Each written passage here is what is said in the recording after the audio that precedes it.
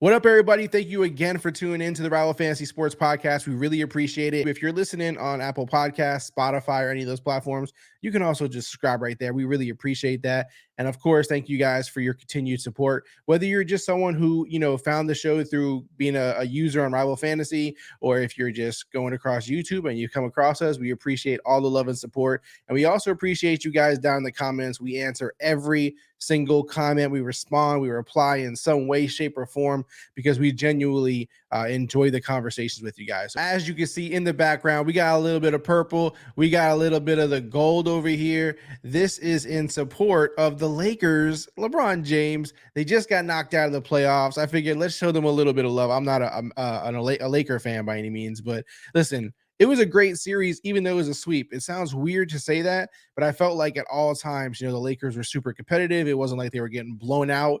The Nuggets are on fire. They're hitting on all cylinders. It's actually, incredible to watch, right? Like Nikola Jokic, incredible. We know that he's, a two-time MVP.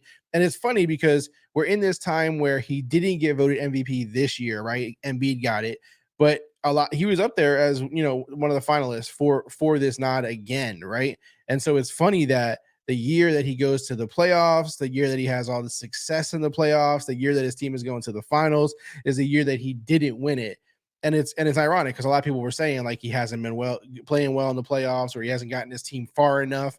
He hasn't gotten his team to the finals. Well, he's certainly done that this year because it's, this team is just on fire on all. And again, it's not just him. Like Jamal Murray's been, outstanding. Aaron Gordon has done his thing. Michael Porter Jr. has done his thing. All the role players, everybody has really stepped up and, played as unselfishly as possible to get them to this point. They are the number 1 seed, right? People didn't expect the Lakers to even be there. They were the number 7 seed coming in, but they got there. It was an impressive run by LeBron James. And of course we can get to, the LeBron James situation, but let's just pull up really quick. I just want to look at this. This was the playoff, brackets heading into the playoff series, right? Like the Nuggets beat the Timberwolves first. Then they went and played the Suns, beat them, played the Lakers, just swept them to get themselves into the finals, right? The Lakers had initially beat the Grizzlies, who were the number 2 seed, but they had the all kinds of issues going on there. But they won regardless of circumstances. Then they went and played the Warriors. They actually beat the Warriors too and got themselves into that Nugget series where they just got swept. So this was actually an impressive run by the Lakers, all things considered. On the other side, on the East, you got the Heat, who are just barreling through the playoffs as well. They're up 3-0 right now on the Celtics as of this recording. By the time you watch this, they may have already swept the Celtics. It's very, very possible outcome here. But again, even them in their impressive run, they beat the Bucks 4-1 in that series. They go on to beat the Knicks 4-2 in that series. Now they're sweeping the Celtics. A very unexpected run. They were the 8th seed coming into the playoffs. All these other teams were ahead of them in the rankings and the seeding, and definitely expected, like the Celtics were definitely expected to be in this place, right? But the Heat weren't. No matter how much of a Heat fan you are, you didn't, necessarily project this to be the case, right? Where the Heat are just, barreling through these teams, and in this case, damn near sweeping the Celtics potentially. If you, by the time, like I said, you're watching this, they may have swept the Celtics. It's just crazy. But we're getting a Nuggets Heat final. I think that's a lot of fun. It's an interesting finals. I personally think there's no way the Nuggets don't come out as champions of this whole thing.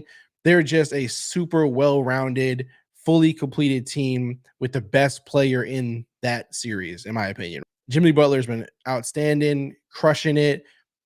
Michael Jordan's son, if you will, if you're into the conspiracies. But this is just a great series overall. It's been really good. It's been the NBA playoffs, and I'm on record talking about this, right? Like each week we talk about this. The NBA playoffs have been a lot of fun. Whether your team's in it or not, I'm a Magic fan. My team hasn't even been in the playoffs, and I still enjoyed all the series. For the most part, were entertaining. They were good to watch. They were fun to watch. We got tons of the greatest players in the league that were in the playoffs this year. Of course, that's how this works. But it just generally, it was a great product so far, and I expect the finals to be no different, whether it's Nuggets Celtics, Nuggets Heat. Either team, I think, is in a battle. I don't think like the Nuggets are necessarily going to sweep whoever they play against, which I'm assuming is the Heat. But I just think that the Nuggets will, come out on top at the end of the day. Jokic will have his championship win. He'll have his MVP win likely in the championship. He'll have his MVPs for the league. So Jokic is going to be very well accomplished after this NBA Finals run, in my opinion. And again, some people are bitter that he didn't win MVP again. Joel Embiid deserved it. It doesn't matter. He's not even bitter about it. So it's like, you have no reason to be upset about it. So that is the NBA playoffs, situation in terms of where we're at right now. I do want to also bring up the fact that, you know, when talking about, the Lakers being sent home, LeBron had a great run. He played great. It's fantastic. It's unbelievable to think that he's the age that he's at and still playing this way. And this is why he is in the GOAT conversation, right? Like this is why some argue he is the greatest of all time. Some put him up there with Michael Jordan and kind of it's a battle. Some say it's Michael for sure. He is coming up short here in a couple of his finals and in the playoffs. So that's why people are going to put Michael over him in terms of just overall dominance, right? But he did also speak to the in the post game. Los Angeles Lakers star LeBron James is unsure if he'll be with the team in the 2023-24 season. Retirement is under consideration. I don't believe that for 1 second. I don't believe he's retiring. We all know he wants to play with Bronny, his son Bronny. And so I don't believe he's going to retire. He was mentioning like the status of the team in terms of who's under contract, who's not. And so I think this is kind of more of a whether it's whether for the Lakers to get their stuff together, or whether it's just him saying like, I'm not returning to the Lakers. I'm open for business and I could be anywhere. This is where, we've seen Carmelo Anthony retired before this game played, yesterday when we again of recording. Carmelo Anthony had retired after 19 seasons in the NBA. Fantastic career as well. LeBron's friend. And it's funny because in his video, when you watch his retirement video where he announced that he was retired, he said that his legacy is going to be carried on through his son. We all know how, as parents, you all know how important your kids are to you, especially as a man, your son. It's kind of like they carry on your legacy in a sense. Everyone carries on your legacy as your kids, but just, in this space, it's an NBA player. His son plays basketball. My son is going to be my continued legacy, right? So LeBron is the same way, where it's his sons are coming into the league at some point. They're both, great athletes, great NBA, great basketball players, and we assume both will make the NBA. Bronny is a highly, revered talent prospect, however you want to look at it, and so he really wants to play with Bronny. He wants to do this, and who wouldn't? It's amazing to be able to say that you were a father in the NBA, one of the best players in the league, and you got to play with your son. That's incredible, right? So here, LeBron is saying, I'm not sure what's going to happen with my future. I don't think he's saying I'm going to retire, because I don't think there's a chance that will happen. I mean, the way he played in the playoffs this year, like there's just still too much left in the gas tank, too much passion, too much love for the game, you know, overall healthy, still got it in every way, shape, and form. Just, the opportunity to play with his son, I think, is too overwhelming for that to actually be a thing. So I don't believe the narrative that, LeBron James is considering retirement. I do think that he wants to apply pressure, whether it's to the Lakers or whether it's another team, that, hey, I'm about to go out of here, right? Like I'm about to leave. But what I want to leave with is a legacy. And part of that legacy is playing with my son. Part of that legacy is winning basketball games. Part of that legacy is trying to get to the finals again. And so he's kind of applying that pressure, which I respect. I don't see anything, wrong with LeBron applying that pressure to the league, right? So again, I just think it's an interesting conversation. I think we're going to hear the is LeBron retiring and stuff all offseason. That's not going to happen. But again, I'm not going to get caught up in that narrative. I'm caught up in, what is the future for LeBron James? Is it as a Laker? Is it, on another team? We'll see. It'll be interesting to follow for sure. I do want to also talk about Jokic. I just spoke about him for a second there, but here we have Malone after the game said that that first summer league in Vegas, 300 pounds, out of shape. Hey, he's a nice player. No one, and if anybody tells you different, they're full of shit.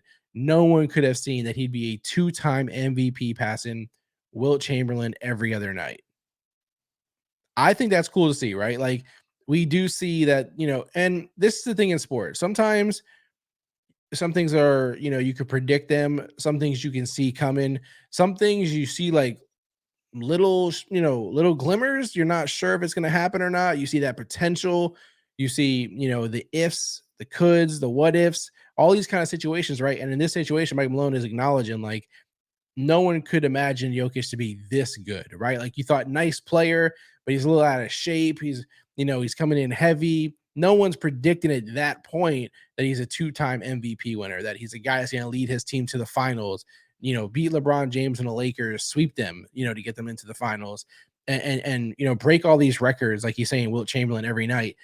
This is an impressive, situation. And whether you like him or not, he gets hate for no reason. It's not, you know, the hate that he's getting isn't really warranted, right? So it's a fun story to see that, and I'm glad that a team is acknowledging, well, at least the coach is acknowledging, hey, no one could have predicted this. We thought he was good. We thought he was a good player. We thought he was gonna be a nice player. This though, we couldn't have predicted it. So I'm glad to see that. It's kind of a cool background, story, kind of a reflection of the situation. And honestly, in a lot of cases, this is the best situation is like a team, when you drafted when the Cavs drafted LeBron, like they knew what he was, right? Like we knew he was amazing. We knew he was one of the greatest to ever do it. Jokic, that wasn't the vibe. When you think about the draft coming up here, the NBA draft, Wembanyama, he's coming in with the perception that he's going to change the league. He's going to alter the league. That's heavy. That's a heavy expectation. And so now, anything less than that is going to be kind of, just difficult for people to deal with. But that's a heavy expectation to put on a player and a lot to put on a player. So in this situation, I like this little background story. You're not going to have that for like a Wembanyama, is what I'm getting at. Like, there's not going to be we didn't really, we thought he was going to be a nice player. We thought he was going to be okay. We weren't really sure. No, you're expecting greatness. That's all there is to it. So it's cool to see this story. I like this kind of, underdog narrative. This, guy who wasn't getting all the attention, but turned out to be fantastic. And also, when we look at just like the stats for the playoffs alone, he hasn't scored the most points in an average, for the entire playoffs. He's number six? No, I'm sorry. He's number 5 on this list. He's played 15 games. A lot of these guys didn't play 15 games. So some of their points and their averages are a little skewed, but just look at this. Look at this right here. Look what we're looking at. We're looking at 29.9 points per game, so damn near 30-point average. Over here on the rebounds, 13.3 rebound average. This is the average for the series, for the whole entire playoffs, and assists 10.3. So literally averaging a triple-double in the playoffs. No other player is doing that here on this list. No player is close to it. Some do have double-double on here, but not triple-double. So this is just really, eye-opening.